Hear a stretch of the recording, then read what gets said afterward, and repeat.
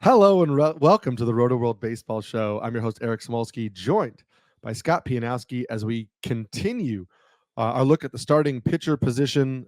Scott and I went through our starting pitchers ranked 21 through 40 in the last episode. So if you are jumping into this now and want to hear who those pitchers were, make sure you go check that podcast out. Also, Scott and I talked a little bit on that last podcast about just general starting pitcher draft, theories and strategies.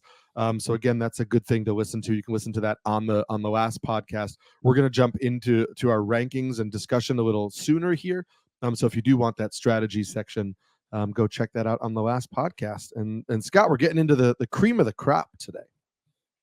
Yeah, I'm excited. This is a group where you're going to want a couple of these guys, maybe three of these guys. They're different roster builds that you can consider. Some people would be fine taking a pitcher in the first or second round. Other people won't do it. But I think you need to have a stance on all these guys, whether you're in, you're out. It depends on the market. And of course, you don't want to go into a draft with a rigid draft strategy. You want to be ready to adjust to opportunities that present themselves. But the bottom line is this: we're going to talk about my 20 and your 20. There's a lot of overlap, but not everybody is the same. And these are pitchers that you spend a lot of time trying to figure out. And the beauty of it, Eric, is that our dear listeners will do all this. And then 3 or 4 weeks into the season, it'll be like you didn't prepare at all because 5 or 6 guys will be hurt. 5 or 6 guys will be having their head handed to them. I think last year the top 13 pitchers in Yahoo ADP, the top 3 did really well, and then there were just landmines all over the place. That's just part of what you get at the position, but it's like the running backs in fantasy football. Yeah, a lot of them are going to get hurt. If you have Christian McCaffrey in the right season, you probably got to your championship game. So it's not apples to apples with fantasy baseball. You play a lot more players. The season's a lot longer, but this is a position you need to get right. Whether you throw your chips in the middle, you want pocket aces, you want early pitchers, or you're more of a draft at a value type of guy, you're going to want some of the guys we talk about today. So hopefully we'll give them some good intel. I loved your comment right there that you need to have a stance on them one way or another. I think that's really important is, whatever your strategy is, you just need to know what your stance on starting pitching is before you go into the draft. And that could, as we talk about these players when we get to the rankings, that could be, hey, I know this guy's almost always available in the third round. I'm happy if he's my ace, I'll take him. You did mention how quickly things change. If you've been listening to all of our other position previews, and if you haven't yet, those are on the Rotoworld Baseball Show feed. So make sure you go back. Scott and I have already hit every single hitter position, and we will end with relief pitchers on the next episode. But you mentioned that there have been a lot of injuries. There have been even more as spring training started. The starting pitcher landscape was already drastically impacted by injuries to guys like Max Scherzer and Jacob deGrom and Sandy Alcantara and Shane McClanahan and Robbie Ray and Brandon Woodruff. And at the beginning of all the other position previews, we've talked about the changing landscape and who changed teams. But I felt like with starting pitching, it was important to just update people on some of the injury news that has happened over the last couple of weeks of spring training. Depending on where you are in your draft prep, you may have missed some of these. And depending on what resources you're using for your draft, you may still see some of these guys high in ADP in the draft software. So it's important to just understand some of the injury news that we have seen. So I'm going to give a brief rundown, and then Scott, you can jump in and just let me know any of these pitchers who are either going to start late or come back in the spring or summer, just kind of where you're at on them if you're willing to draft them or not. The biggest news recently was yesterday it was revealed that Lucas Giolito has a partial tear of his UCL. He's going for a second opinion on Monday. UCL tears tend to lead to Tommy John surgery, so we may see Giolito out for the entire year. As of right now, that is unclear. Shane Baz was already going to have a late start to the year, the Tampa Bay Rays pitcher. He hurt his oblique picking up a weight earlier on, and so he will now be out for at least a month or so, but he wasn't really going to pitch until June in the majors anyway. Kyle Bradish also has a UCL injury. It is not as severe as Lucas Giolito's. He has opted for rest and rehab, and the Orioles suggest that he could be back by the end of May or June. He has already started throwing, flat ground long toss, not throwing bullpens. Mets starter Kodai Senga has a shoulder capsule injury. The Mets also believe that he'll be back by late May, early June. He's been totally shut down from throwing as of now. Walker Buehler is not even going to make any spring training starts as they kind of, I guess, ease him back in. The thought right now is that Walker Buehler will miss like the first month of the season and then be ready for the Dodgers. Sonny Gray hurt his hamstring the other day. He was slated to be the opening day starter for the Cardinals. He will miss opening day, but the Cardinals believe it's just a minor hamstring strain, and he might not miss too many starts at the beginning of the year. Braxton Gerrit, who was set to start the year in the Marlins rotation, is delayed because of a shoulder injury. And so he will not make opening day. There's no yet specific timetable on how long he'll be out, but will maybe a couple starts. And then Kevin Gausman has general shoulder soreness. He is currently not throwing. They have not yet said if he'll be out at the start of the season, but obviously he's not throwing. He'll need to ramp up. We'll talk about him later because he does appear in both of our top 20s. And the Astros have announced that Justin Verlander will start the year on the IL. He came to camp with a little bit of shoulder soreness. He did not re-injure himself. He's just been slow in kind of like building up to full strength. So the Astros are going to start him on the IL. And then for those of you in deeper leagues, it was just revealed that Luis Medina, who is set to be a starter for the Athletics, has a grade 2 MCL sprain, which will probably put him out for anywhere from 6 to 8 weeks of the regular season. So he will not be there until the summer. So Scott, any of those guys, despite those the injuries, are you still interested in drafting maybe at a reasonable cost? It's a lot to unpack there. There's So a lot much, of guys I so can't much. touch. I mean, Giolito, can't touch him. Bradish Mhm. can't touch him. Senga, who I needed in a keeper league, we decided not to keep him, not to retain him. The one guy in this group, there's actually two guys who I think I have to have a long conversation with you and with other people I respect and decide where I come down on them. With Sonny Gray, and I think we may have mentioned this on the earlier pod, at least it's a hamstring, Yeah. right? Not elbow, not shoulder, not forearm. It's something, and it sounds like it's minor. We know the Cardinals have built such a great defense. You know, a couple of years ago, they won 5 Gold Gloves, and I don't think any of them were bad picks either. Mhm. They always have a plus defense. It's a division I want to attack. I think the AL Central and the NL Central, even with the divisional play, isn't as heavy a slice as it used to be, but I still want to take the pillow landings where they come. I think the NL Central has a lot of those. So Gray, I would still be willing to draft. I guess see how the market shakes out. This is still fairly new news.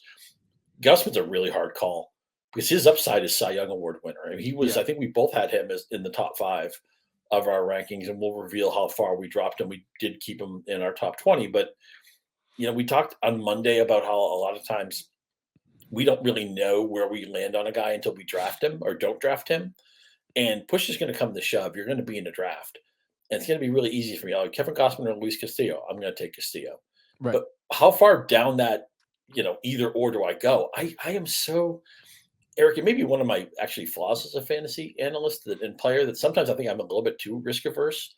And a lot Yeah. of these guys, when they have setbacks, I'm like, okay, fine. I won't draft them. Somebody else. Injury optimism, I think, is a pox for fantasy. I think it hurts you. I don't mean I hope this guy is healthy. I don't mean that. I mean, this guy's already hurt. Am I going to expect him to be all the players are going to say, "Oh, I come back soon. I'm a quick healer." Nobody ever said I need more rehab time than the average player. That's never been spoken in any Yeah. professional sport. I think you have to fade these injury guys almost as a rule, and it's rare for me to talk myself into them. But I got to be open minded with Gausman to some extent because his upside's so big, and because Gray isn't arm related, and I like where he landed division. I like where he landed team. Maybe Gray. I think I was going to have a lot of Braxton Garrett, and I had to back off that. Mhm. In the case of a lot of these other guys like Giolito and Senga and Bradish, I just can't draft them at all. Yeah. I think we talked about it. We did talk about Gray on the last episode, so people should listen to that. We're both still in on him at a mild discount from where we were before, just because he could wind up missing. It could be a month before he's fully ready to go. But we think he will be. Bradish and Senga are guys where, like, if they really, really, really fall, which they're not. I mean, somebody's always willing to take them as an injury stash before me. I'm okay. I have doubts about both of them. Bueller, I was iffy on anyway. I didn't think that he had like top 10 upside anymore. And so he was already kind of like in my 30s, even if he was starting the year full strength. I wasn't really convinced in the strikeout upside. Now that he's also missing a month, I have him down like in the high 60s for me. You have to keep him on your. He will be on the IL. So if you're in an IL spot, or we think he'll be on the IL. So if you're in an IL league, you can keep him stashed. But you're gonna have to keep him on the bench for at least a month. Who knows how many innings he's gonna get? The Dodgers, aren't gonna like run him out. And run him into the ground right after missing all of last year. They have a lot of starters they can mix and match. So I don't know what his upside is anymore. His fastball performance was dwindling even before he got hurt. The one that's most interesting to me right now is Shane Baz. And what's intriguing here is we never want players to get hurt. So when I say this injury is a good thing, I don't mean that in that we're happy he's hurt. I mean it from a fantasy manager perspective. Him having this oblique injury means that he's going to start the year on the IL, which means you can put him on your IL. The Rays had said that he was just not going to be in the major leagues until June. So the plan was for him to start the year in the minors, slowly ramp up because he missed all of last year, and then debut over the summer. Now, if you wanted him, that would have meant that you would have had to draft him and keep him on your bench because he couldn't occupy an IL spot. Now you can draft him and put him in an IL spot. And remember that this is a guy that was one of the top pitching prospects in baseball before he got hurt, has really interesting stuff on an organization we know develops pitching well. And there are going to be some spots in that rotation because, Zach Littell is not really a full-time starter. I know they're going to make him one. Taj Bradley has been inconsistent. We know that Springs and Rasmussen are coming back, but probably not till July or August. So, Baz is somebody I'm really interested in, and now this gives me the opportunity to draft him late and throw him on my IL in a league where I have IL spots. And then the upside, or not the upside, sorry, the consequence of the Lucas Giolito injury is it looks like now both Tanner Houck and Garrett Whitlock will make the Red Sox rotation. Whitlock has looked really good this spring. He now has two sliders in his pitch mix. He added a sweepier one for swings and misses and a harder, tighter one for strikes.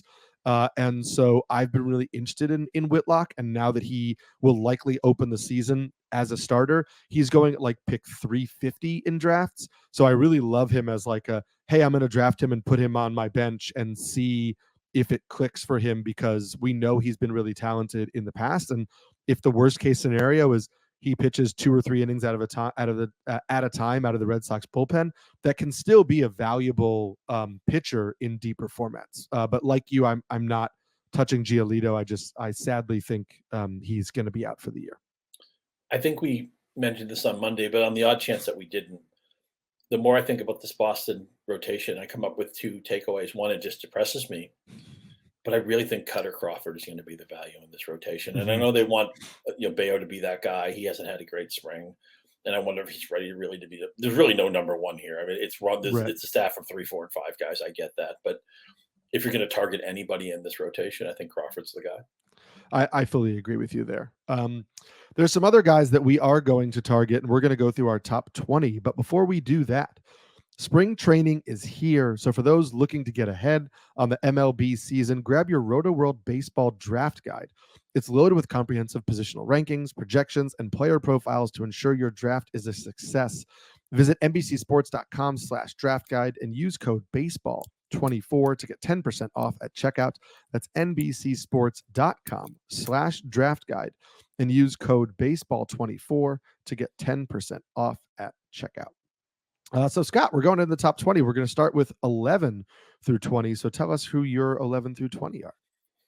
Number 20 is Grayson Rodriguez, who really put it together in the second half of last year, and looks like maybe he could take a step forward.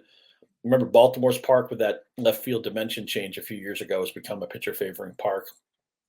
Baltimore's such a fun team, too. I'm going to make sure I get to an Oriole game or 2 this year when they come through Detroit. Joe Ryan at 19 kind of flies a little bit under the radar. He's a strike thrower. He's an accumulation strikeout guy, but I think he's in a safe place. I mentioned that division pillow landings. I'd like to draft a lot of Seattle Mariner pitchers. Logan Gilbert is just one of them. He's my SP 18. Max Fried, I don't really know where to play him. He's had some injuries, he's had some walk issues, but he's obviously a key linchpin of this Atlanta rotation. He's going to be backed by a very good offense, so I have him at 17. Freddie Peralta, strikeout ace, but how deep can he go into games? I'm not really sure that I'm going to draft him proactively, although I feel like he can strike out 12 on any given day. Is Aaron Nola around the plate too much? I think he should be better than he is. He's got a really bad defense behind him. Sometimes I wonder if it's maybe hitters just dig in and feel comfortable because they know Nola's going to throw strikes. So I have him at SP 15, probably a little bit under the market. I know I'm under the market about Tyler Glasnow, and I think there'll be a discussion about him coming later in this show. Tweak Skubal, who will be an overweight player for me. I know I'm going to have to fight other people to get him, but I'm willing to do it. I love what he did down the stretch last year. The other big name move that the Dodgers made, obviously Ohtani is part of it, but they add, I'm going to screw up his first name, Yoshinobu Yamamoto, who was basically winning the Japanese version of the Cy Young every year over in Japan. He comes over at age 25. We're excited about him, but culture change. He's used to pitching every sixth day. The Dodgers are already in the playoffs. How much do they push back from him?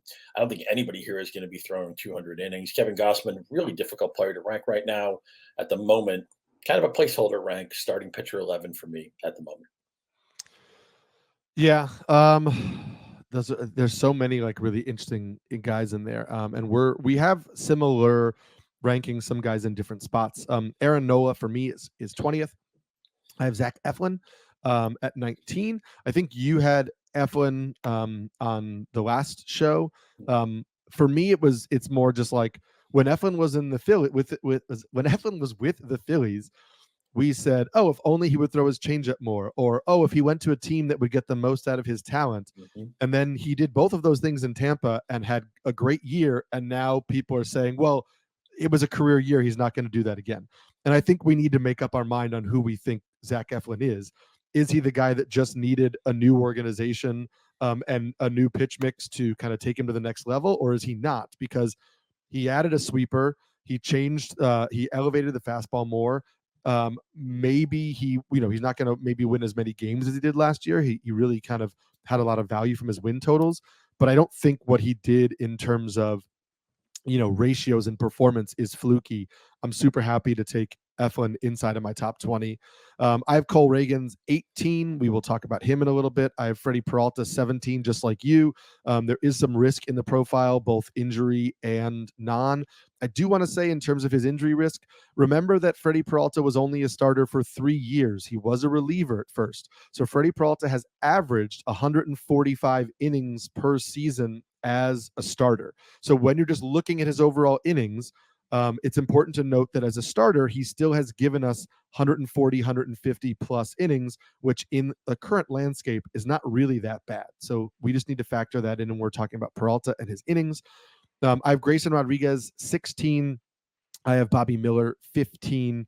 I have Max Fried 14. I have Tarek Skubal 13. Tyler Glasnow 12th. And Logan Webb I have 11th. So those are the outside. So I guess let's start with the trendiest name on the block here, Cole Ragans. You mentioned him last week. I believe he was between 20 and 25 for you somewhere. What more do you need to see out of Cole Ragans? What will make you a believer, Scott? I ranked him where I probably won't get him. Even with that great 12 starts he had, his season's hard to reconcile, right? He pitched so poorly for the Rangers that they basically gave up on him. And I realized he was coming off. I think he said 2 Tommy Johns. Is that right? 1 Tommy John? He had 1 Tommy John, and it was done improperly, or it was not complete. So he considers that he had 1.5 Tommy Johns because he basically went back in and had the first surgery cleaned up. It's funny because people make that kind of silly joke, kind of inane joke of when they say surgery is successful. Oh, well, when is it not successful? I guess this is maybe one of those cases where they got to go and fix it. This steak wasn't cooked to my specifications. I need to send it back to the kitchen. But he was unbelievable with the Royals last year, but he still had a walk problem. A little bit lucky with the BABIP. I don't love picking pitchers on bad teams. I know I'm all in on Skubal, but I guess I'm baking in an improvement to the Tigers that I don't feel comfortable. I know the Royals obviously signed Witt to an extension, and they hope that they're going to build something. But I just squint at that team, and I see 68 wins even in a weak division. So we're talking not a lot of starts. Was really bad last year. Before that, part of that, comeback from an injury explained. I don't like the context around him, and I'm afraid I see the walks. I'm afraid maybe this might be a left-handed Dylan Cease. Ooh, interesting. I I don't share your concerns in regards to the control and the command, the Dylan Cease aspect. Also, a little bit of like insider baseball, but I do have a former college teammate who works with the Texas Rangers organization, and I know that they were really high on Ragans when they traded him. They just felt it was a move they needed to make, and so for me, it was nice to hear that like they still actually really valued him. It wasn't somebody that they gave up on. They felt like getting Chapman was a Man, crucial they couldn't move. get Chapman for something more inexpensive. Who knows? Remember, I grew up on the Red Sox trading Jeff Bagman for Larry Anderson, so I Yeah, know about teams giving up a lot to get a reliever for the pennant race. But yeah. it They just and it's so they hard may to have find felt starting pitching, Eric. It yeah. just seems to me if they really did like this guy. I'm not saying your source is telling you the wrong info, but I just want to try Well, to find a way to get and it done like else I mean, otherwise. if you remember your middle school days, right? Like is relative. Somebody could like you and maybe not like you. I mean, there's the idea that like they maybe liked Reagan's, but they have some interesting pitchers in their farm system. They had, an MLB staff with Montgomery and Scherzer and DeGrom. I mean, I know those guys weren't all fully healthy at that time, but the idea was they felt maybe confident enough in the rotation that it was a player they were willing to let go of. What I feel I triggered. I feel like you just made me relive my whole seventh grade experience. So I thank you, Eric. apologize for that. Yeah. Where I am a believer in Reagan's is I think it's important to understand that this is a guy with pedigree. It took him a while to reach the majors because, as you mentioned, the injuries and the multiple surgeries on one injury. But he was a first round pick. There was pedigree there. Clearly, the velocity is sticking because he was hitting 101 in the spring this year. So that velocity jump, much like we saw with Scooble last year, that velocity jump appears to be remaining because they're both pushing triple digits in the spring, which means even if their velocity falls a little bit as the year goes on, they're not falling back down to throwing like 93 or 94. You don't go from 101 to 93 on your fastball unless you're hurt. Um, I think that the slider that Reagan's also added last year, I think is a really good pitch, and that was a huge weapon for him against lefties. I do like the two seamer he's adding this year, not as a major difference maker, but in terms of his floor. I just am of the belief that what we saw at the end of last year is legitimate. I don't think he's going to be better this year than he was last year, but I don't think last year was a fluke, and that's where I'm comfortable ranking him there. I also you seem, and maybe this is the risk averse thing. You also had both Bobby Miller and Grayson Rodriguez outside of your top 20. They were there last week. I'm super high on both of them.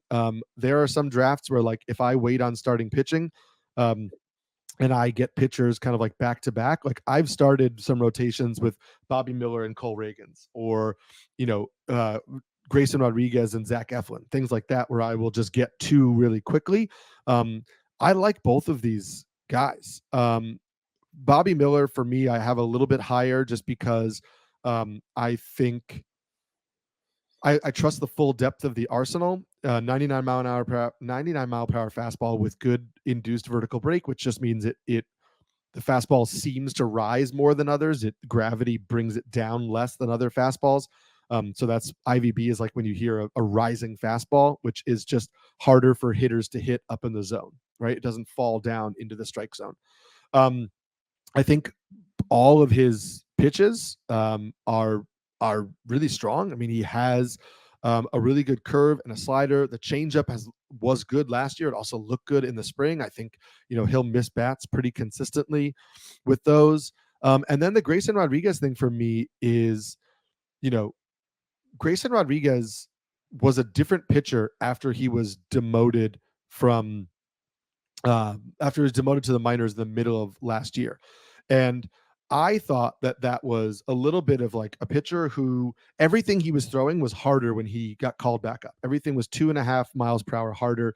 For me, I felt like it was a little bit of a young pitcher who was coming up, first big league stint, was trying to be perfect, was trying to make sure that he was like was hitting his spots. He wasn't really letting it go.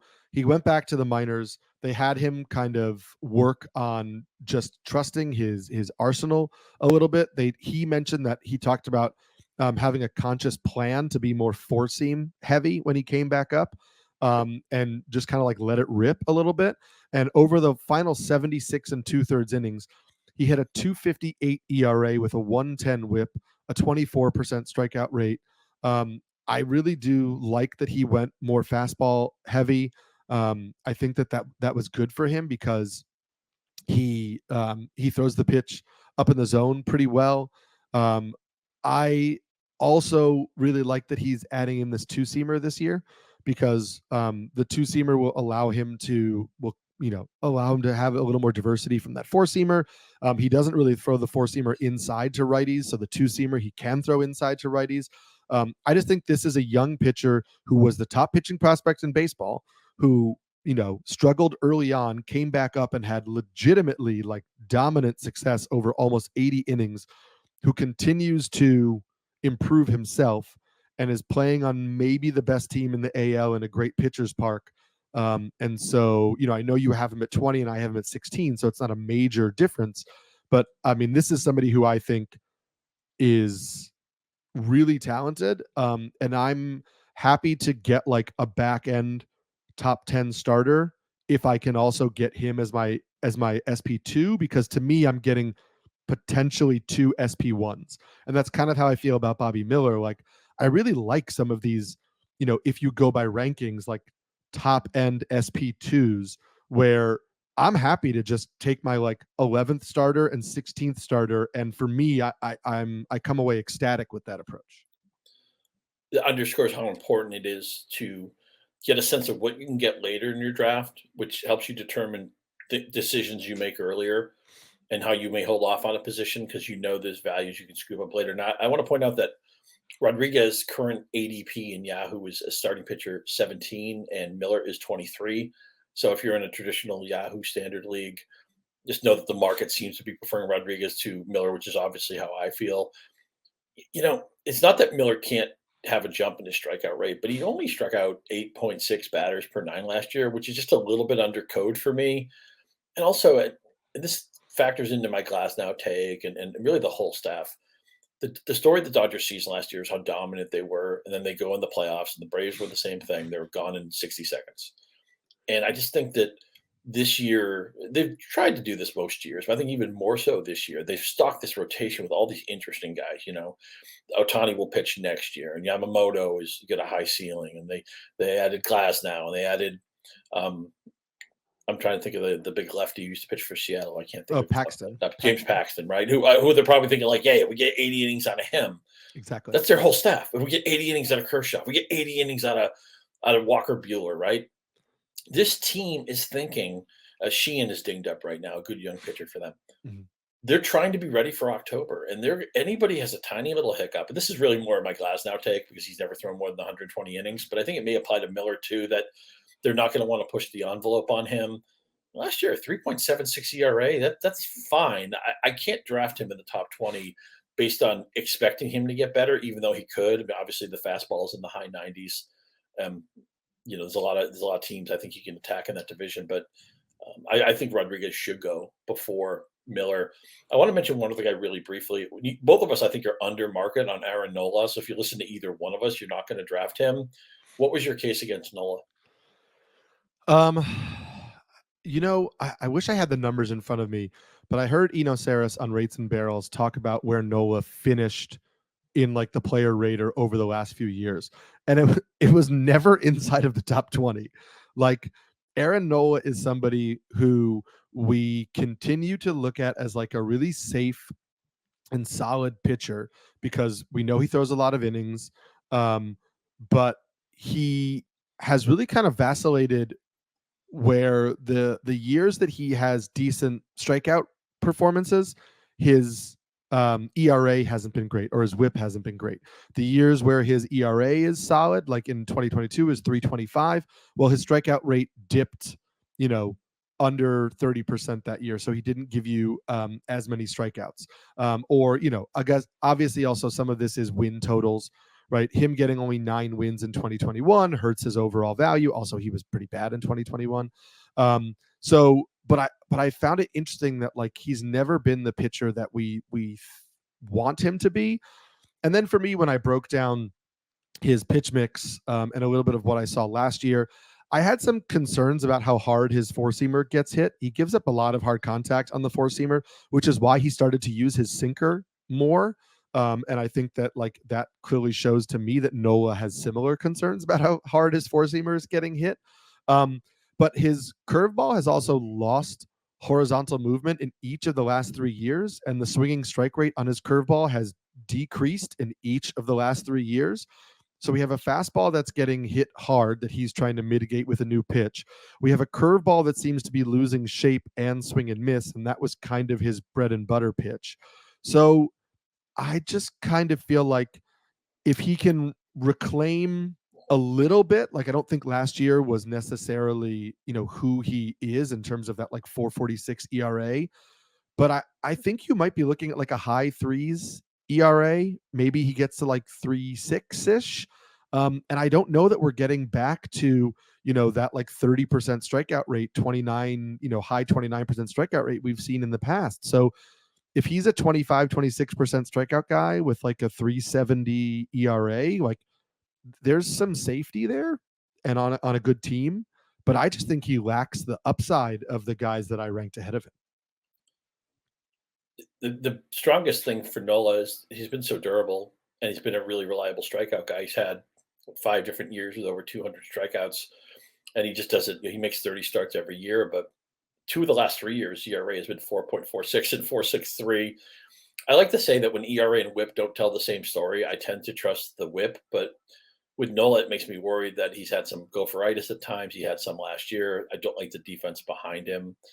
And with the strikeout rate going down, maybe this is the year he strikes out 180 guys, 185 guys. And if you're not getting the 200 strikeouts from him, if we don't think he's going to be an ERA dominator, I don't know. It just makes me, I feel like the market has him slightly overpriced. You don't have to have a major difference to be out on somebody.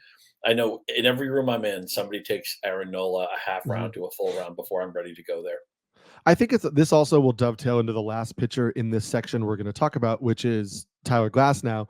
But for me, I think people have looked at the starting pitcher market and the question marks of the top guys, right? The fact that they're not the usual top guys we're used to seeing, and they all have, some flaws outside of probably the top 4 who you and I agree, or top 5 really who you and I agree on. So people have said, okay, I'm going to take guys that are safer. I'm going to take guys. A lot of these guys aren't throwing a lot of innings anymore, right? The Tyler Glasnow of it all. Tyler Glasnow is going to throw 120, 130 innings. Why do I want that when I could get 190 innings from Aaron Nola? And I think we've seen over the last few years, starting pitchers inherently are not safe, right? Yes, some of them are more of an injury risk than others, but starting pitchers are an injury risk. They will always be an injury risk. So I want to make sure that if I'm getting innings out of somebody, that I'm also getting consistent production that I really enjoy, which is why I have Logan Webb 11th. Like Logan Webb is going to give me really good ratios when he's on the mound. He doesn't have that up and down like Aaron Nola does.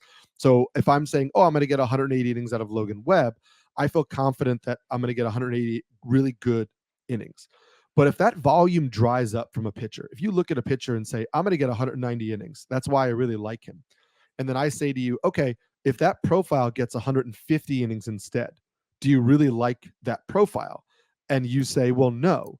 Then if the only thing driving your ranking is volume, I would move that guy down a little bit because volume is not a given. And I think we saw that perfectly with Lucas Giolito. Lucas Giolito had made 30 starts in 5 straight full seasons. He made 12 starts in the COVID-shortened 2020 season. So basically, Lucas Giolito had been a full-time starter for 6 years in a row and now got hurt in spring training and is likely going to miss a whole year. The Red Sox signed him, and you can make all your criticisms of why the Red Sox signed him, but he was a durable starter. That was the point. He was a workhorse. He was going to pitch deep into games. He was going to give them 170 to 180 innings, and that was his value to them as a real team. And there are pitchers like that who have that value in fantasy, but that could dry up in an instant. So that's why I have Glasnow 12th as well, and that's why I have Nola lower. But that's why I have Glasnow 12th. Is I'm just thinking, listen, I know I'm going to get really good innings when he's on the mound, and if that's 120 innings, so be it. But I know the production I'm going to get, and especially if I'm in an IL league, I know that I'll be able to put him on the IL if he's hurt, or pick up somebody off waivers, or whatever. But I trust the quality of the production I'm going to get, and so I will take 120 or 130 innings of that production over hoping that somebody who I don't think is as good throws more innings than Glasnow, which allows them to have more value than Glasnow. The other thing, before I get your thoughts on Glasnow, the other thing is Glasnow did an interview this offseason where he talked about his UCL injury that led to the Tommy John. And he mentioned that it's the same injury that he had in 2019, 2020, and 2021. He said it popped up in 2019, but the MRI came back clean. Then he had the same injury in 2020 and 2021, the same UCL injury. And every time he had an MRI, it came up clean, that there wasn't any major injury. Well, when he finally decided to have surgery, they found that his entire UCL was intact, but it was off the bone. So that's why the MRI kept coming back clean, because there was no actual tear in the UCL itself. It had just fully torn off the bone. So this is a guy that for 3 years was essentially dealing with the same exact injury that he never got surgery to fix, because all of the imaging said there was no need for surgery. Now, I don't think that now that he had surgery, he's going to come back and throw 180 innings. But I do think that that information is important for us to keep in mind and to add context to the 2019 and 2020 seasons, where you may look at it and go, well, he only threw 60 innings in each season, and so he's never been fully healthy. And it's, well, he threw 60 innings because he was dealing with the same injury both years. What if he had had surgery in 2019? We don't really know what that would have meant for his career if he had actually cleaned up the UCL when it first happened. So he threw 120 last year. I really do feel confident in 120 to 130, maybe 130 to 140 this year. I won't go higher than that, but I think 130 seems entirely fair of a guy with a really good performance when he's on the mound. Well presented, well stated. I'll say the majority of my Glasnow take is really simple. His ADP in Yahoo is the eighth starting pitcher. Right. There are people, and some of my colleagues, people I respect, and people I'm not comfortable to disagree with. Dalton Del Don, Dalton Del Don primarily has him among them. second. Yeah. There are people who, and I look. We're doing the TGFBI right now. I saw Glasnow going in the third round just about everywhere, and to a lot of people I respect. Gene McCaffrey likes him, and Andy Behrens took him in a Yahoo mock we did recently. So he's the eighth pitcher off the Yahoo board. I have him at 14. You have him at 12. So it's going to be hard to get him where we have him ranked. To me, and you mentioned all the granular stuff about his health and about what they found out and everything. And I would love to, as a baseball fan, Tyler Glasnow, we talk about Eno Saris a lot, who's one of the smartest pitching analysts out there. And he has this stuff plus metric. And basically, Glasnow breaks it because he's just like, when he's on, he's one of those guys you see him pitch in the first inning, like, he's going to throw a no hitter today. He has 3 or 4 pitches that can't be hit. Striders like that, he has 2 pitches, I guess. You think of maybe what peak Darvish used to be, what Verlander was at his peak, stuff like that. And I would love to see him be healthy. But the fact is, if you're going to take him at Yahoo SP8, you're asking him to have a workload he's never had before. And again, the Dodgers are playing for October. If there's any little hiccup, they're going to back off because they just want Tyler Glasnow to pitch against Atlanta in October. They don't want Gerrit pitches against the Pirates in May or June. That doesn't matter. Or he pitches in a Colorado game or something like that. They are playing the long game. They win the division every year. The baseball has widened the playoffs so much that the Dodgers know they're already in the playoffs. So I don't like drafting somebody which implies significant improvement or significant different shape to their career based on what they've already done. And even though you present a case that maybe Glasnow's ready for that, like 150 inning season, I just can't bet on it. Yeah, I agree. And I had him like 7th when I first did my rankings. And then I was like, oh, I'm too high. And so if Glasnow does throw like 150 innings and has a great year, I'm gonna just feel terrible about myself because Do you have any shares yet? I have one share from an early draft and hold where I drafted him as the 11th starter. Mhm. And that for me, like realistically, I shouldn't have drafted him in a draft and hold. I understand that he's not great in that format, but I also was just like, you know what? Like I have him ranked so much higher at that point, and I know I'm going to draft so many other starters that as long as he's my only guy with a like injury profile, I talked myself into it. I think I just really wanted to have a share. Mhm. Um, Sadly, I just don't think I'm going to get him anywhere else because, like you, like I have him just outside the top 10. You know what? Um, That's a nice player to have at least once. So yeah, at least if it's the magical season for him, if it's right. the Joshua Tree You have season, you have the the fun. Nevermind season, Yeah. whatever album you want to bring up, all my references are old, but if that's it, Sergeant Pepper season, then you're in. Yeah. Sometimes I'll do that. I do that a lot in fantasy football. Like, oh, I'm kind of scared to take this guy, but he's got a high ceiling. I'll take him once. So if it Right. happens, See, okay, you that have to team that team gets the benefit of it. you have to understand what leagues you're playing in, right? This is supposed to be fun. Mhm. If you are playing in leagues that are like super high stakes and really, a huge money over, thousands of dollars entry fee, maybe that's not the league that you pick guys for fun.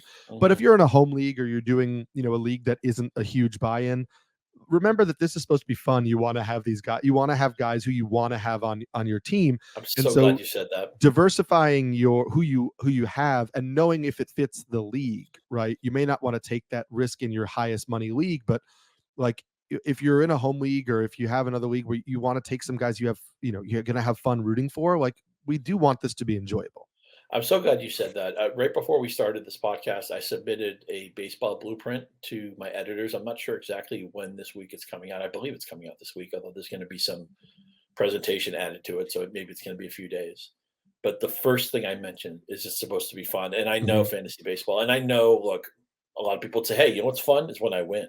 You know what's Yeah, fun is when I have sure. a Yeah. great team." I get that, and if you're more of a hardcore competitive type, maybe you're playing in a big money league or whatever it is. I'm not going to tell you that's wrong, but as I've gotten older, when I first started playing, Eric, I was I got to win. I got to win the league, and I still want to win. I'm still plenty competitive. That's never going to be washed out of me completely. But I'm more of a journey guy now and not a destination guy. And I want to have players I want to follow, and I want to have a team that's going to be part of my life, hopefully for 6 months. Although we will be overhauling a lot of the roster, we know that's part of fantasy. But I've steered more into I live in Detroit. I want to have Scooble's a guy I want to get this year, and if I have to Mhm. overpay for him a little bit, I'm fine with it. I wrote in this piece. I don't know if it will survive the editing, but there's a guy once who I played in Michigan League East Coast time who drafted a bunch of West Coast players because his job was structured in the way that he could only watch the late Watch the games. night games. Yeah. Yeah, so he always had like the Dodgers and the Padres and the San Francisco guys and all that. Because and his last name was West, which was beautiful. So we used to call him Nice. AL West and NL West because all of his players were West Coast players. But he wanted to watch them, and that's what you should do. Is that especially your ace or your second pitcher, right? We all know you can never watch your closer; he'll drive you No, crazy. never.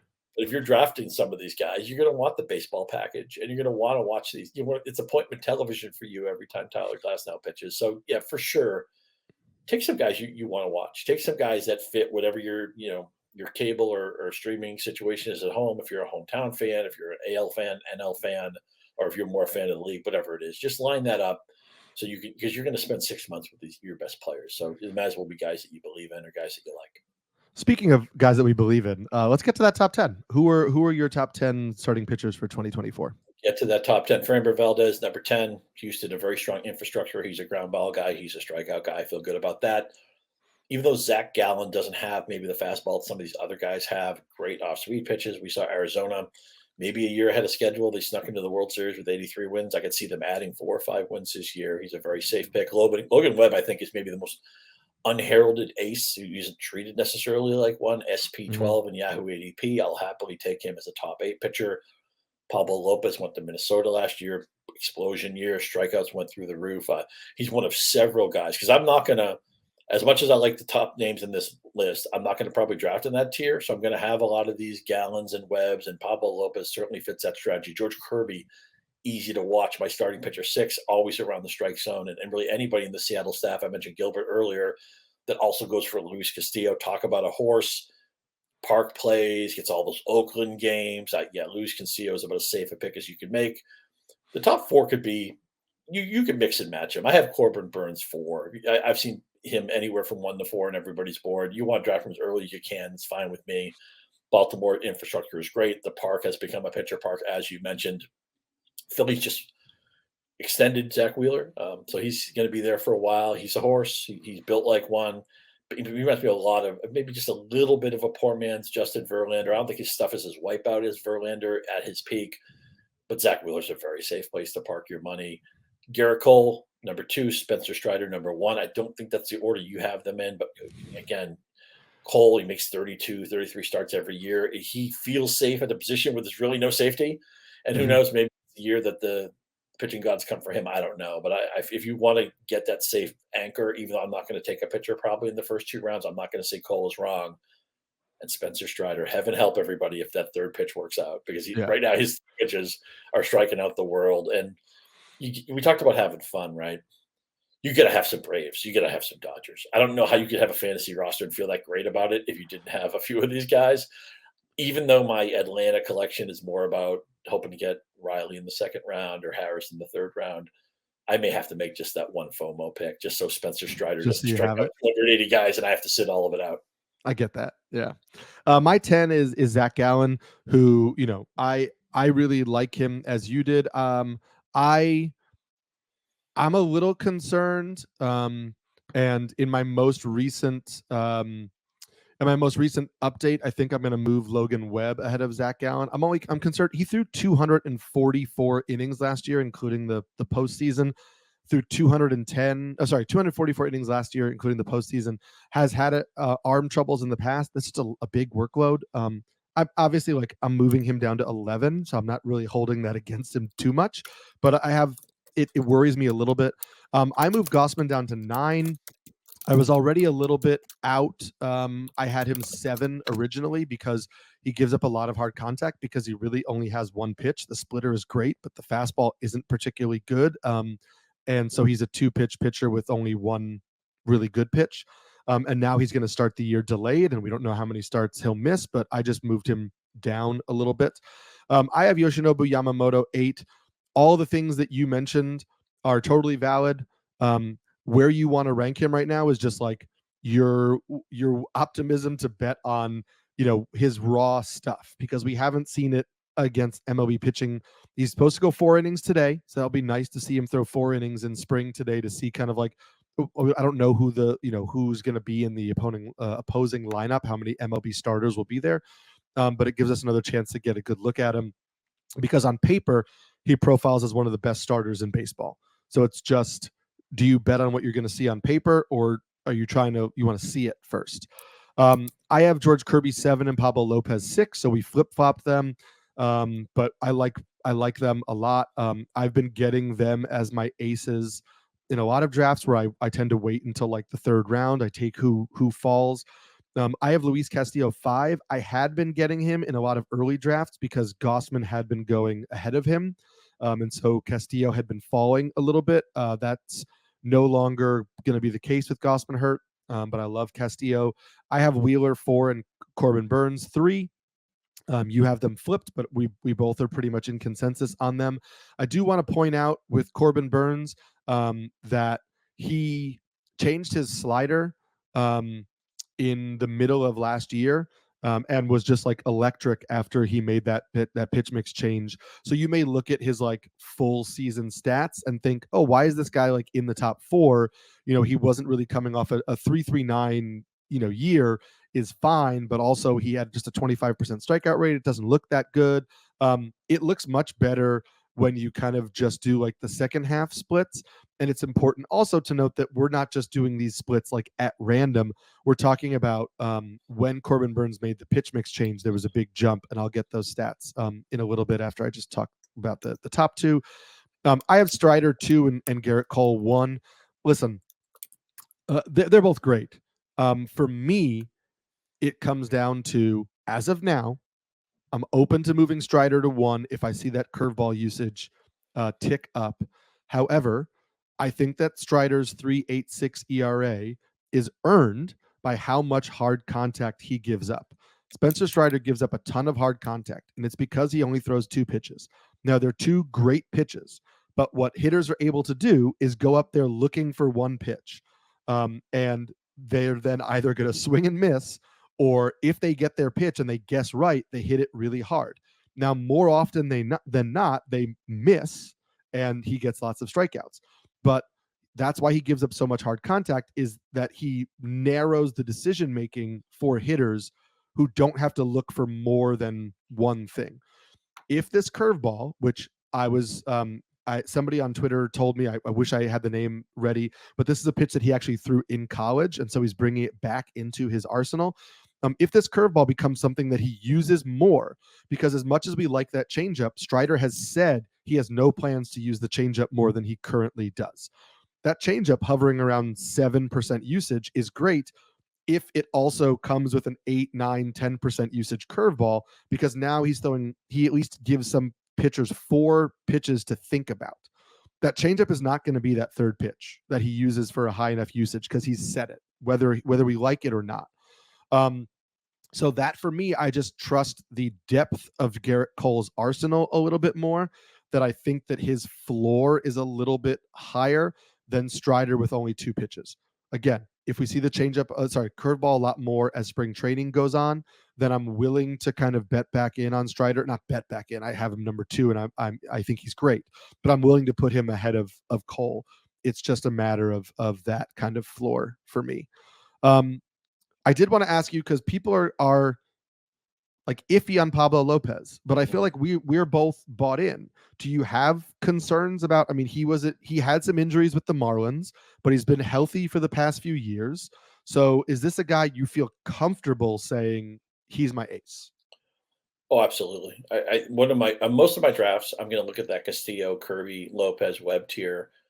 Maybe Valdez. We'll get into it. And I know you don't like Valdez as much as I do, but We'll talk I about feel very comfortable with any of those guys. Give me my top pitcher. Now, maybe if I get to the bottom of that group, although they're all pretty close to me. I mean, I can't say with Logan Webb is my 8. He could be better than Luis Castillo at 5. And obviously, the final values are going to be a lot different. But I feel I'm going to go into a draft with like this tier of 4 or 5 guys. This is tier drafting is something that a lot of people look at, where here are 4, 5, 6, 10, whatever it is, similar players. I want to get one of them. The market may lead me to where I go. Or also, and I'll admit this, I mean, if I took Luis Castillo in one draft, maybe the next draft I'll take George Kirby, just to diversify a little bit, have something. So if Castillo gets hurt, my season hasn't ended in like 5 different leagues. I may spread that out a little bit, but I'd like to get one guy in that pocket. I want to say about Yamamoto, when players come over, Japanese import, he's won all these awards. I think he's won their version of the Cy Young, 3 years running. He's in his mid-20s. I'm more likely to buy those guys in year 2 when some of the buzz dies down a little bit, when they've had time to acclimate to the culture. And everybody's different. Some players are more ready to live in a different part of the world, and they take it in stride. I think it does help him that he goes to a team where he's not expected to be the savior. They already have a Japanese wonderkind in Otani, who's just a unicorn, obviously a wonderful player. Betts is there. Freeman is there. It's such a star-studded team. So it's not like every time he goes to the ballpark, all the cameras and all the microphones are shoved in his face or anything. He can blend in. That's why a lot of players like to play in Los Angeles anyway, because it's not a fishbowl environment. But I'm more of a buy those players in year 2 when they're not that he won't be coveted next year, health permitting, but I feel like you get a better price sometimes in that second year. And I just want to underscore what you said about Burns. I love how you described that when we talk about samples and ranges of, okay, over these 10 starts, over these 8 starts, in the second half, whatever. And a lot of people will blanch at that, say, oh, arbitrary endpoints. Well, it's not arbitrary if you point to a reason. Okay, they had a different pitch working. Okay, they're working with a different catcher. Okay, they shelved their windup, or they shortened it, or they switched something about their release point, or whatever it is. And I realize our attribution can be difficult, and a lot of times we don't know why something happens and why something doesn't. Sometimes you'll have a pitcher who pitches horrible all year. At the end of the year, he goes, "Oh yeah, my elbow was barking since May 1st. I just didn't tell anybody." Sometimes we don't know till the end. Sometimes you really can't believe what the message is. Maybe the player isn't telling you the truth. The team isn't telling you the truth. But when we have a set of endpoints that line up with a story that's told or a fact that's given out, that's what I'm willing to believe that stuff. That's when it's not just, oh, let's pick the 5, let's cherry pick the 5 starts that fit my sample. And you make a great case for Roy Burns. This may be, I know he had a little bit of an off year last year. Most of it was front loaded. He's in a better team now. He's in a better park now. So I think it's a great time to get Corbin Burnes. Not that I'm breaking anything here, but if you want an ace, but maybe you don't want to pick one in the first round, maybe Corbin Burnes is your speed. Yep. Let's just get to the Framber Valdez conversation, because I think we're pretty much in agreement on a lot of the top 10. I have Framber Valdez 22nd. I view him more as an SP2. This is our biggest disagreement. This is our biggest rankings disagreement. I had this big disagreement also on Podapalooza with Paul Sporer. Paul Sporer also has, I think he had Framber like 11. So for me, it's twofold. First, so it sounds like Paul and I are right and you're wrong, but let's have the discussion. Yeah. Okay. It was Paul versus Nick Pollock and I. And so I guess it's Nick and I. Pollock on your, oh man, you have to pull the Pollock rank on me. Can we get Eno Saris on the horn and let him break the time? I actually don't. I'll have to look and see where Eno rank. Eno just did his new rankings. I haven't looked at them. Okay. So here's the things for me. Framber Valdez is primarily a sinker baller. He throws his sinker almost 50% of the time. The sinker gets hit really hard. Had a 41% ideal contact rate, which I've talked about on other podcasts, is barrels plus solid contact plus hard ground balls over batted ball events. So it doesn't just add in barrels, because really hard hit ground balls are also bad because they often lead to hits, and hits lead to runners and etc. So that's 36th percentile in all of baseball. So if you're throwing a pitch 50% of the time and it's getting hit that hard, that's not great. His changeup also allowed a 48th percentile ideal contact rate, so that's below average. And then for me, his cutter was great in 2022, but then he threw his cutter differently last year. He threw it almost 3 miles an hour harder than he threw it in 2022, and it missed way more bats. It had a much higher swinging strike rate, but it also posted a 42% ideal contact rate. It had posted a 27% ideal contact rate in 2022. So basically, he got more swings and misses, but that pitch also got hit much, much, much harder. And it got hit much harder, particularly by righties. He had almost a 50% ICR against right-handed hitters with the cutter, which means almost 50% of the contact he gave up on the cutter to righties, who he's going to face more than lefties, was hard contact, was not ideal contact. To me, that's a real problem with a guy who's going to consistently give up hard contact on all of the pitches that he's throwing, except for the curve, which is an elite pitch. The curve is a great pitch. That's the one thing he can always fall back on. But he had a 3.45 ERA last year. Sierra said it should have been closer to like a 3.70. He had a solid whip and, good, strikeout rate, 25% strikeout rate. So there's nothing wrong there. But for me, I just look at that profile and I say, okay, I feel confident saying he's more of like a 3.6 ERA guy. So not a huge drop off from where he was at, but closer to what Sierra says he was, and closer to my comfort level of trusting a pitcher who gives up that much hard contact. So for me, I just say really solid pitcher on a really good team who won't hurt you, but I'm a little cautious of saying this guy can be my ace because of how hard he gets hit. And so that's kind of where the discrepancy lies for me. I would just rather take the upside of the Bobby Millers, Grayson Rodriguez's of the world, who I think could be legitimate aces, where I just don't see that upside for Framber. This is where somebody having a track record of being durable and making 31 starts in a season, getting over 200 innings, where last 2 years, 198 and 201, where we hope that guys like Miller and Rodriguez are going to be in that area. And so many things that Valdez does, which are very good. He obviously gets the ground balls. I know the ground ball rate took a little bit of a drop last year, but it came from the stratosphere. I mean, he used to be like just everything was on the ground.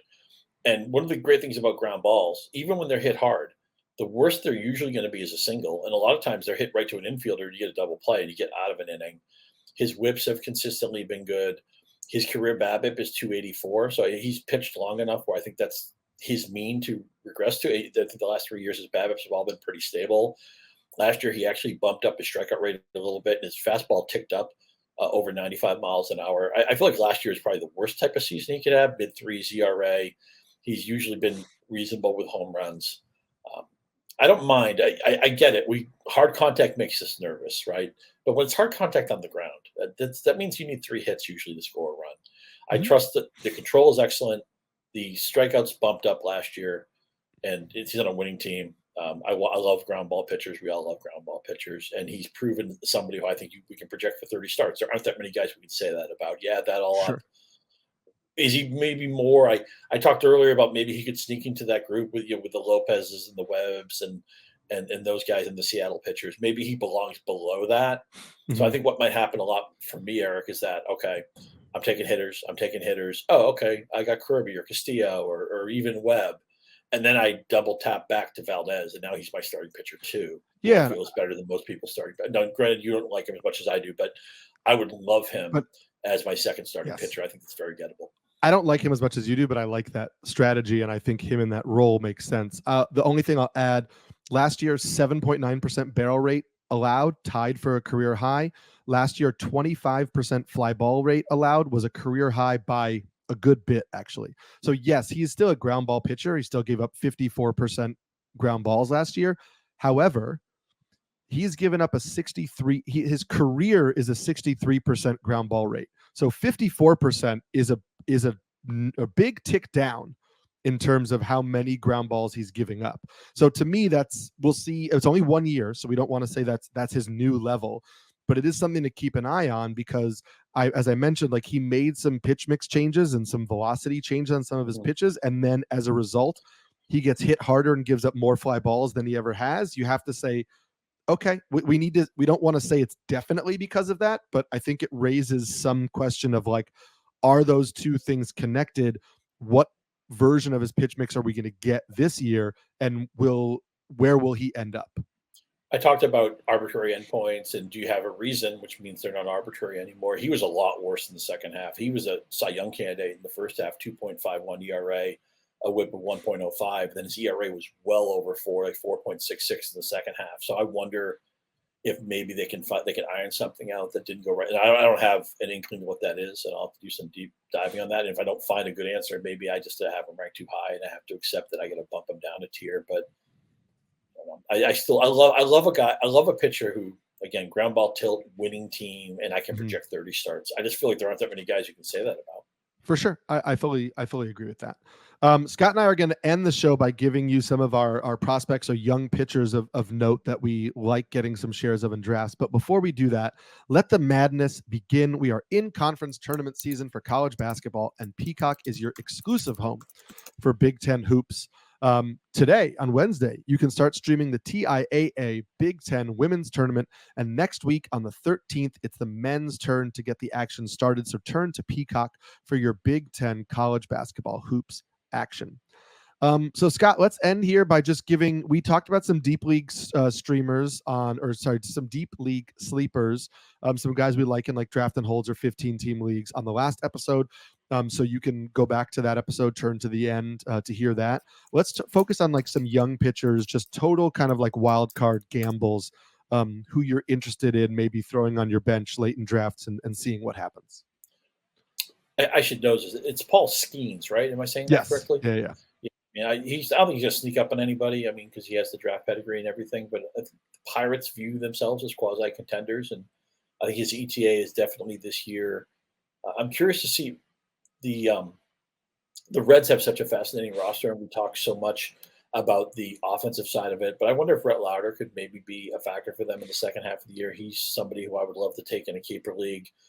And maybe the Cubs don't push Cade Horton this year, but man, I think they're the best team in the NL Central. Mhm. This is somebody I can see making 10 to 12 starts in the second half of the year. I will say in redraft, I generally am not going to be. I'm not going to be the prospect guy. These are Right. players I'm taking in dynasty. I'm taking in keeper.